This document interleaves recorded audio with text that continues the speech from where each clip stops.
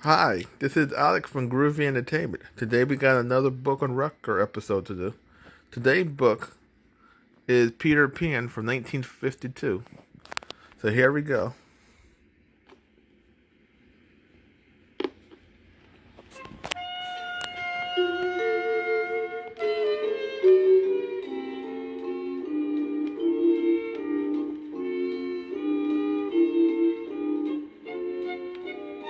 Hi there, boys and girls. My name is Jerry Roberts, and I'm going to read you a story called Peter Pan.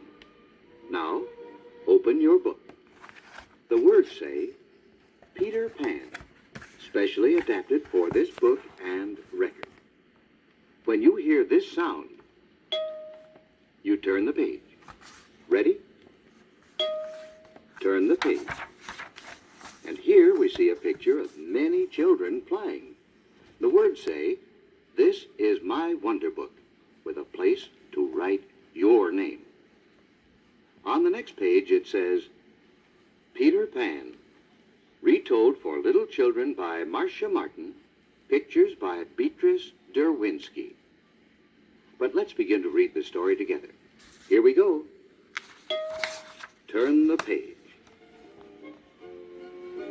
John, Wendy, and Michael lived in a lovely house with their mother and father, Mr. and Mrs. Darling. Nana, the children's nursemaid, lived with them. Nana was a very large dog, and although some people thought it strange to have a dog for a nursemaid, she really took excellent care of the three children. Turn the page. But Nana was not watching over the nursery the night the children's big adventure began. Mr. Darling had chained Nana in the yard because he was very cross with her. So Nana could not warn Mr. and Mrs. Darling when it all happened.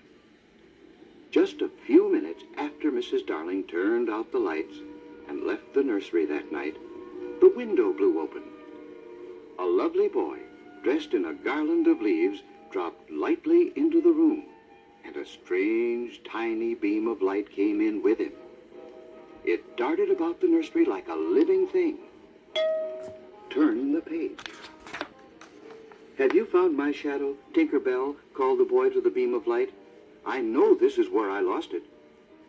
The light, which was really a little fairy girl, danced on a bureau drawer. The boy quickly opened the drawer and joyfully pulled out a little package. He shook it out, and sure enough, it was his shadow. Just then, Wendy awoke. Boy, who are you? What are you doing? She asked.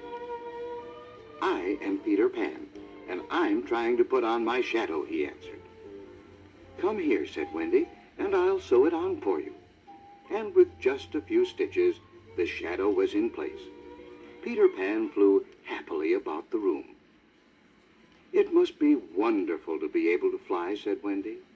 Oh, it's easy. I'll show you how, said Peter Pan. Turn the page. Wendy woke John and Michael, for she knew they would never forgive her if they too did not learn. At first it was difficult, and they kept bumping against the ceiling. But in a very short while, they were flying as though they had done it all their lives. I must go back to Never Never Land, said Peter Pan. I'm the leader of the lost boys, and I have to take care of them because they have no mothers. Where is your mother, Peter Pan? Asked John. I ran away from home the day I was born. I want to be a little boy forever and ever. I am never going to grow up. Wouldn't you like to come with me to Never Never Land? Peter Pan looked at Wendy hopefully. You could be our mother, Wendy, Peter Pan went on. You could tell us stories and give us our medicine and mend our trousers. And Never Never Land is a wonderful place. There are Indians and pirates there. Indians, squealed Michael. Pirates, shouted John as he grabbed his Sunday hat and made for the window. Wendy could not resist, and out the window flew the three children with Peter Pan and Tinker Bell in the lead. Turn the the page. Never Never Land was really as lovely as Peter Pan had said. All the children lived in a wonderful house under the ground, and each child had his own hollow tree for an entrance. Tinker Bell lived in a little alcove in the wall, but often she was gone for days at a time. Peter Pan told Michael and John that the Indians were really their friends and guarded the underground house from the pirates. Turn the page. But those fierce pirates have tried many times to capture the lost boys, Peter Pan explained. And the leader of the pirates, Captain James Hook, wants me most of all. You see, once when we were fighting, I cut off his arm and threw it to a crocodile. Now he wears a dreadful hook where his right hand used to be. The children shuddered. But Hook has another enemy, Peter Pan continued. The crocodile.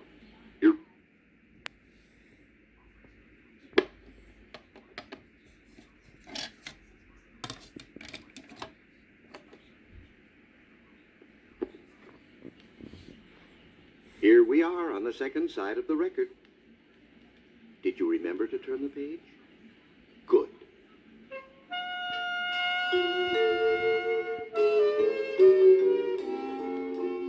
Wendy, herself, to tell the truth, was so busy tending her family that she did not have much time to think of her own dear parents. It was not until little Michael said to her one evening, "Are you really our mother?" that she realized how long they had been away and how sorrowful their mother and father must be. "We must go home at once," she cried. But the lost boys looked so mournful at the thought of losing her that dear, tender-hearted Wendy said, "We will all go. I am sure I can get Mother and Father to adopt you." The boys jumped with joy, all but Peter Pan. "Shan't go," said Peter Pan crossly. "If I went, I should have to grow up." "You may go without me," he finished. "I wish you were coming," said Wendy sadly. "But if you won't, don't forget to take your medicine." "I'll remember," promised Peter Pan, and the children went cheerfully up to their hollow trees.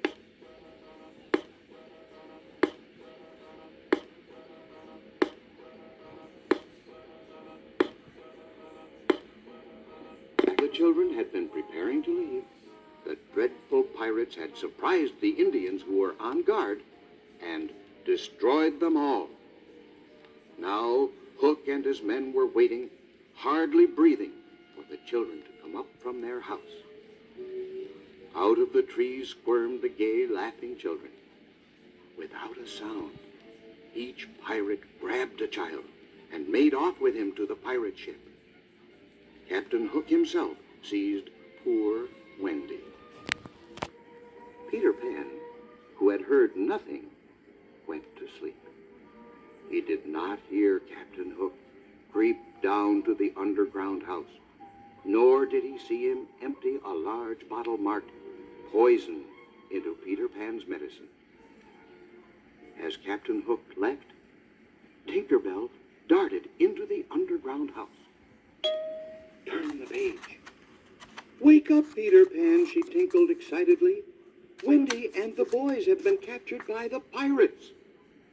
Peter Pan leaped up, but he remembered his promise to Wendy and lifted the medicine to his lips. Just then, Tinker Bell darted between his mouth and the cup and drained every drop. "Captain Hook poisoned it," she gasped. "I drank it to save your life." Her voice was so faint that Peter Pan could hardly hear her. "Oh, Tink," sobbed Peter Pan, "you must not die. If all children believed in fairies, would you get well?" The light nodded faintly. "Children," Peter Pan called, "children everywhere. Clap, clap hard if you believe. Don't let Tink die." sound in the room, which grew louder and louder, as though every child in the world was clapping. "Thank you, children," Peter Pan cried as Tinker Bell's light grew brighter and brighter.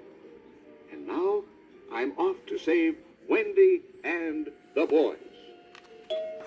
Turn the page. Peter Pan reached the pirate ship just in time, for Captain Hook was about to make the boys walk the plank and be drowned in the cold sea. Peter Pan had a brilliant idea. "Tick-tock, tick-tock," he called from the water below the ship. Captain Hook turned pale. "The crocodile," he snarled. "Hide me! Hide me!" All the pirates huddled in a circle about their captain. Peter Pan glided into the cabin without being seen, and the ticking stopped. "Cock-a-doodle-doo!" crowed Peter Pan. Then, before Hook realized what was happening, Peter Pan flung open the door. "At them, boys!" he cried, and everyone rushed out of the cabin. Screaming, the pirates leaped overboard, Captain Hook last of all. What Hook did not know was that waiting silently for him below was the real crocodile whose clock had finally run down. Turn the page. Away to the Darling house flew the children. This time Peter Pan went too, to protect them. Luckily, the nursery window was still open. What joy there was when Mrs. Darling went to the nursery and found everyone there. Even Nana was so happy that she forgot to scold. Of course, the lost boys were adopted, and they slept in the parlor behind the screen. Peter Pan would not stay, but every spring for many years he came to get Wendy. She did his spring cleaning for him and mended his socks. And when she grew up and became... That was it.